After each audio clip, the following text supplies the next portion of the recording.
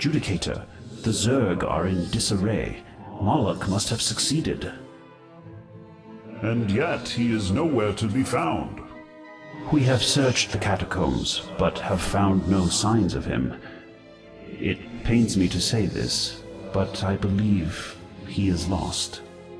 He died in a decisive strike for his homeworld. I believe he would take comfort in that. As do I, but he leaves much work unfinished. Those Protoss we battled bore the mark of Scion. Nanoth Tyradun. I still struggle to believe that such an honored hero could have been anything but. The stories of his heroism are a fabrication. Tyradun allied himself with Judicator Severak during some of our darkest days. What precisely did this Severak do? According to my predecessor, Loriok, Severak unearthed ancient Xel'Naga technology, two powerful orbs he called the Eyes of the Xel'Naga. The Eyes?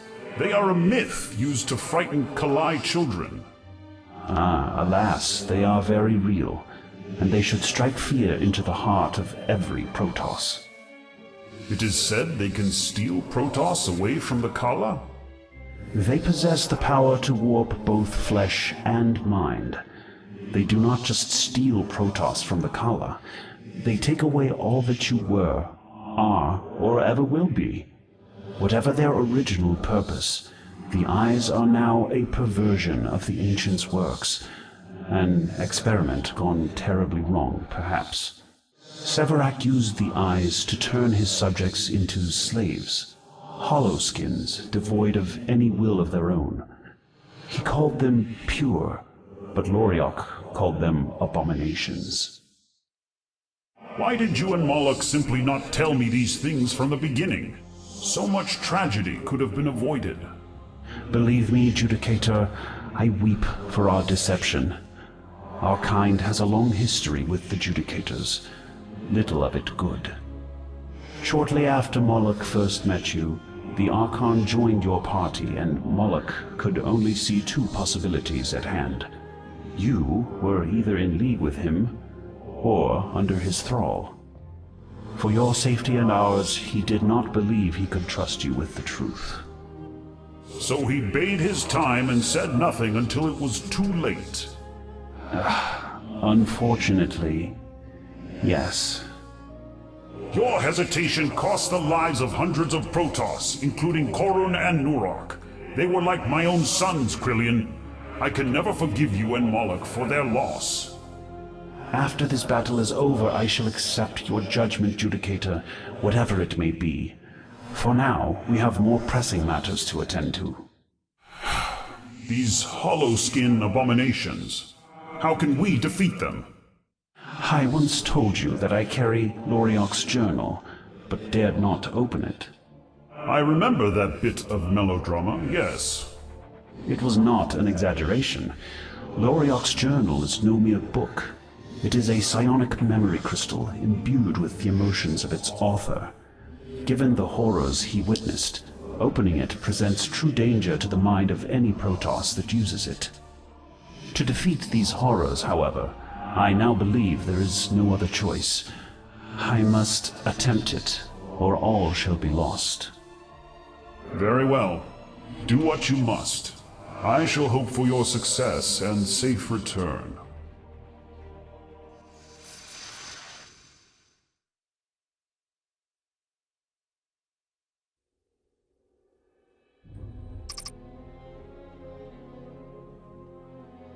Some of you may remember a time when purity was still an ideal which the wise and the worthy worked to achieve. Can you remember a time when it was our state of being? Do any of you recall the image of perfection we sought to attain, or even its shadow?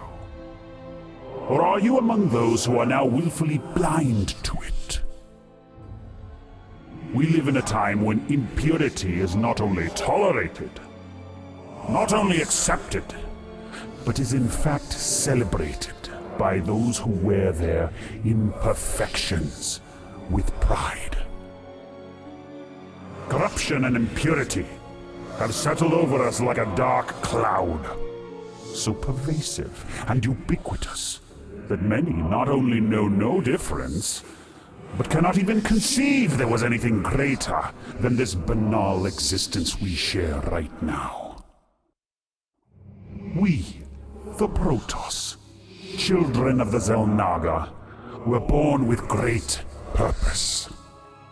How far we have fallen from what we once were. Long ago, our creators saw purity when they gazed upon us. They alone had the vision and knowledge to recognize purity, and they taught us well. Once, with their vision, we knew what purity was, but now we have forgotten.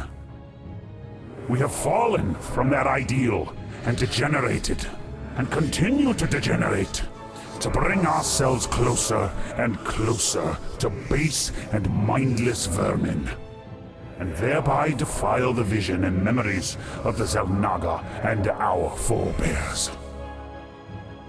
Is that all that we are?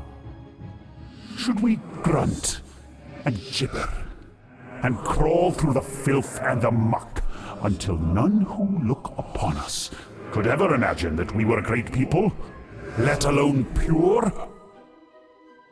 Or shall we look, truly look, at ourselves and see ourselves as the Xel'Naga once did? The eyes of the Xel'Naga shall help us see again. Their bright gaze will cut through the ever-present dark cloud that permeates our souls and expunge even the slightest impurity. Impurity seen will soon be impurity destroyed. Beneath the bright and shining gaze of the eyes of the Xel'Naga, our people will be cleansed. We shall be restored to our rightful state. The Xel'Naga's vision of perfection. The time draws near. Prepare yourselves.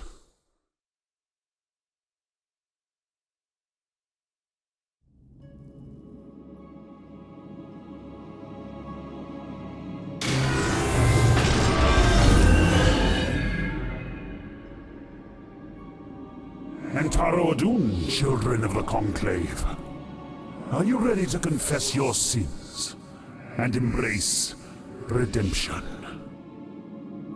You are mad, Severak. The only sin I see is the genocide you have brought upon our brothers. Your acolytes have been captured and will soon face justice. Your reign of terror is over. Surrender now. I have already surrendered, Japok. Like you and the other members of the Conclave, I once waged a tireless war on our own people. Our schemes and machinations driving out the very things that once made us great. No more! Our purity has been tainted, but the taint can be expunged. We can be redeemed. Our fallen brothers shall be born anew, free of their sins. Purity awaits. It is time to open your eyes. The eyes! You monster! How dare you profane their sacrifice with this puppetry? This ends now, with my blade in your throat and your heart in my hand. Tyradin, Kaldaras, to the left eye. Malak, Nanath, the right. Loriak, stand with me against Severak.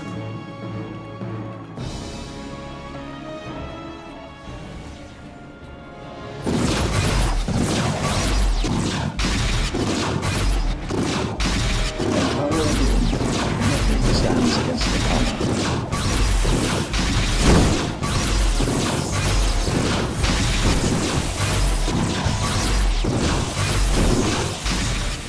Your corruption corruption will be cleansed.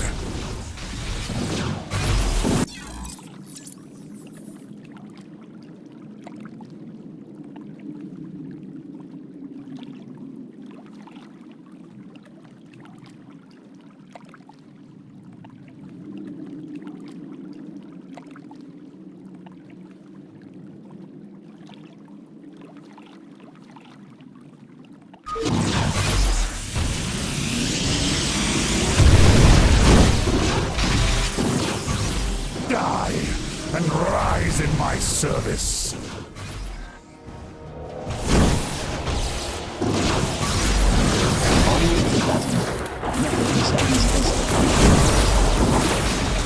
Your corruption will be cleansed.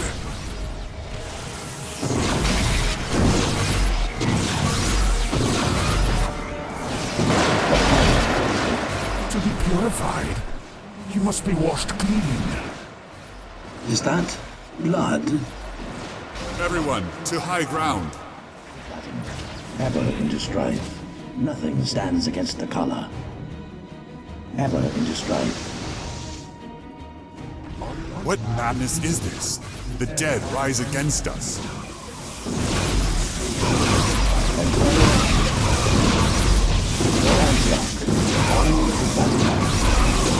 Ever into strife.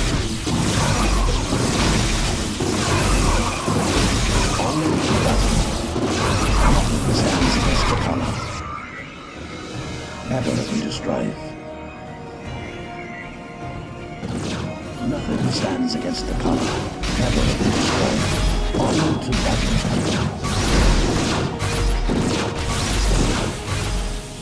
I will cleanse our people, starting with you.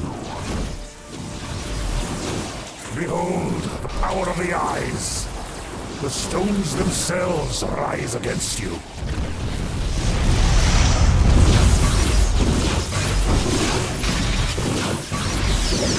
Can you not see that your fate is written?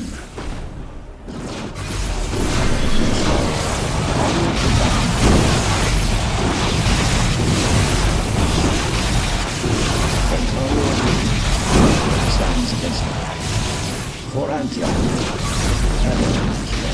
I will cleanse our people, starting with you. That is but the first of my servants, Chapok. Surrender and be purified. Severak has opened the fountains again. Retreat to high ground. Onward to battle. Never destroyed. Onward to battle. Nothing stands against the color. Chapok, your comrades call to you. Join them and be purified.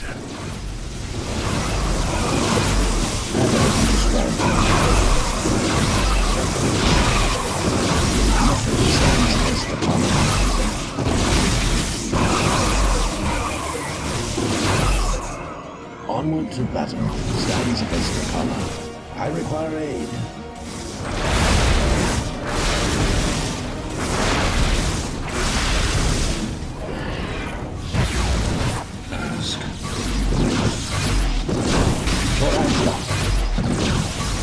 Your corruption will be cleansed.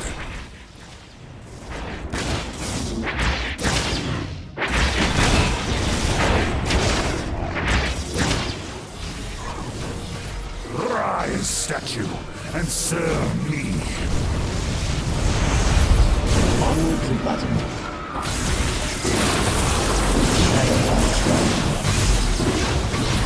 Your corruption will be cleansed. Why do you resist, Chapok? Soon your bones will lie here as well. Stands against the color. Chapok, your comrades call to you. Join them and be purified. Can you not see that your fate is written? Die and rise in my service.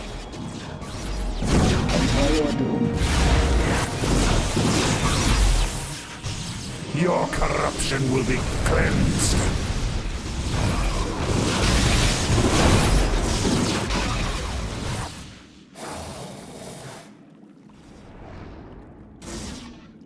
The eye weakens! Moloch, we shall soon come to your aid. I think not. Tyradun. Yes, Master.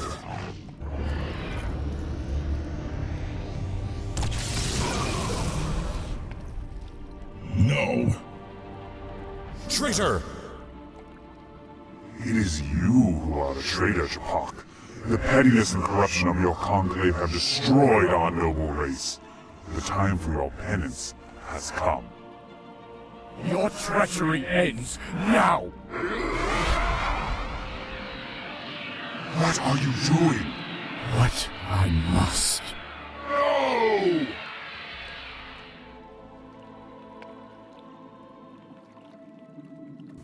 Samarak, we will have words with you.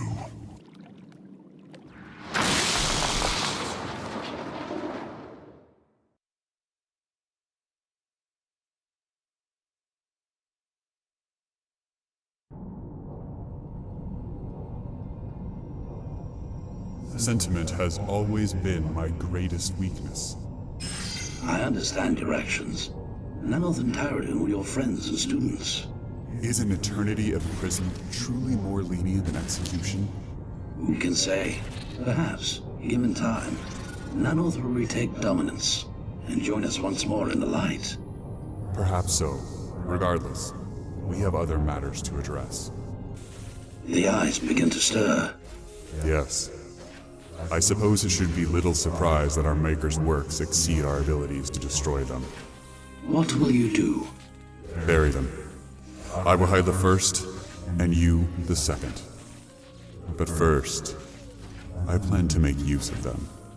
Make use? Yes. No matter the care we take, we must accept that they could one day fall into the wrong hands. And how will using them prevent this? It will not. But we may prepare ourselves. I will use the eyes to create a weapon to stand against them. But they cannot be destroyed. No, but they can be disabled as we saw. Perhaps next time at a lesser cost. It will require the power of the eyes themselves, as well as the power of our High Templar. And the Dark Templar. The Dark Templar? This is heresy. And how could you hope to contact them? Loriok, my friend, this is why I called upon you. I fear I must ask you a hard thing.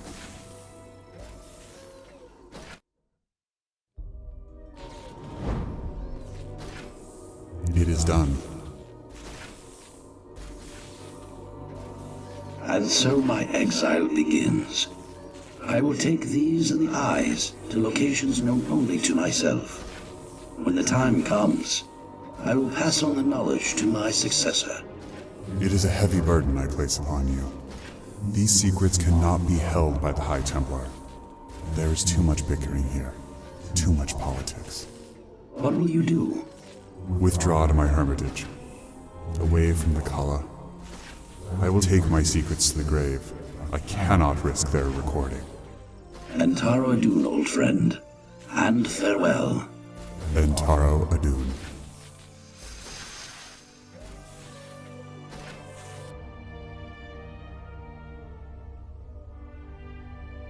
The second eye. Loriok hid it on a world he called Umbra. Umbra? I know of it. A dead moon on the outer reaches that was on the list of worlds to be surveyed by Coronis' expeditionary force. We must go at once. Wait, there is more. Japok also prepared a weapon to defend against the eyes. Loriok placed them on a world with no name. I can take us there. The attack by Nanoth Tyradun's forces has greatly weakened us. We cannot mount expeditions to both places and still defend New Antioch. Then I suggest we seek out Japok's weapon first. We shall need it should we face the second eye. Very well. Lead the way.